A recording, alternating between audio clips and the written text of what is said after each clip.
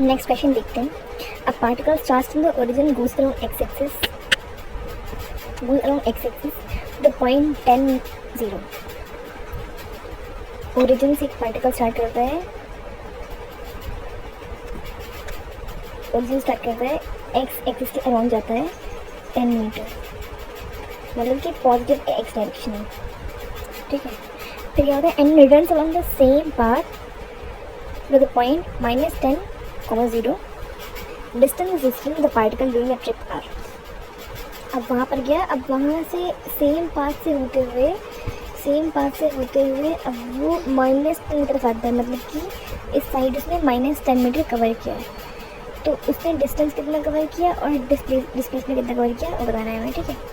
अब यहाँ से जब वो ओरिजिन से गया तो उसने पहले वो 10 मीटर चला वो, फिर वहाँ से वापस 10 मीटर चला प्लस 10 मीटर, और फिर वो 10 मीटर इधर भी तो गया तो प्लस 10 मीटर।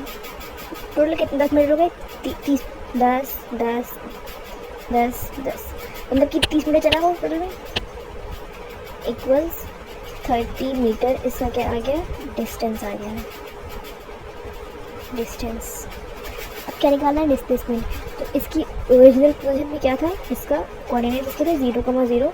अब ये कहाँ पर है, अब ये -10,0 पर है, तो इसको हम लोग माइनस कर लेंगे तो आंसर क्या आ जाएगा हमारा, ये कहाँ पर है 0 - 10, सिर्फ एक्स आ करेगा ना एक्स में, क्योंकि वाई में चला ही नहीं, तो ये आ जाएगा -10 मीटर। कि क्या हो गया इसका, ये हो गया इसका डिस्प्लेसमेंट।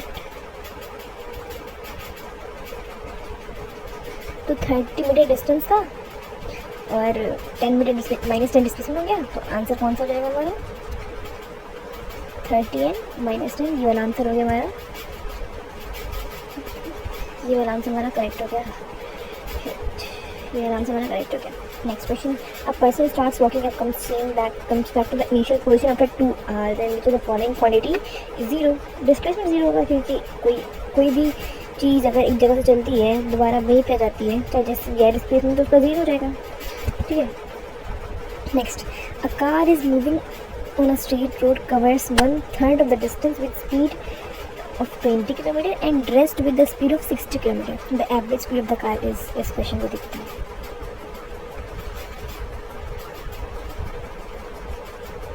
यहाँ देखते हैं, पहले क्या करते हैं, half of the distance, 1/3 of the distance.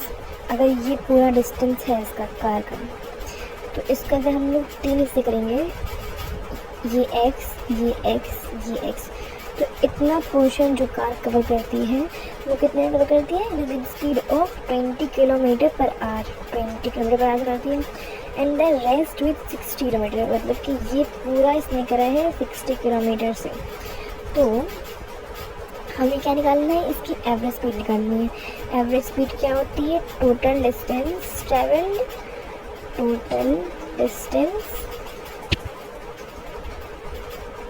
Distance upon total time taken, ठीक है। अब डिस्टेंस कितना है हमारे पास, इसको मैं ले लिया, एक तो हमारा x है, 2x है इसका, इस पार्ट का इंटरवल का, और एक x है, तो कितना डिस्टेंस है हमारे पास, 3x हो गया, तो 3x हो गया डिस्टेंस। अब टाइम कितना है पास, टाइम क्या होता है, टाइम इज इक्वल टू, अब हमें ये पता है कि speed is equal to distance upon में टाइम, तो टाइम को इधर ले जाएंगे, स्पीड को इधर ले आएंगे, तो क्या हो जाएगा, time is equal to distance upon में स्पीड। तो इस इंटरवल का जो टाइम होगा, वो डिस्टेंस अपॉन में स्पीड होगा। तो पहले इंटरवल का टाइम लिखेंगे, डिस्टेंस अपॉन में स्पीड लिखेंगे, प्लस दूसरे इंटरवल का टाइम क्या होगा, ये शायद दिखने का है, पहले इंटरवल लिखेंगे हम लोग डिस्टेंस अपॉन में स्पीड, दूसरे इंटरवल में क्या लिखेंगे, अब डिस्टेंस क्या है, अब 2x था और स्पीड कितनी थी, 60 थी, तो 2x/60, तो 2x अपॉन में 60, ये क्या हो जाएगा, x/30 हो जाएगा। ये ऐसा करते इसको नहीं कट करते, इसी से हम लोग सॉल्व करने के बाद आगे। अब क्या करेंगे इसको, अब ये हमारा टोटल डिस्टेंस हो गया, डिस्टेंस कितना था टोटल डिस्टेंस, और ये टोटल टाइम टेकन हो गया, ठीक। अब इसको सॉल्व करेंगे तो हो जाएगा 3x अपॉन x/20 को हम लोग लिख सकते हैं क्या, 3x/60 प्लस 2x/60।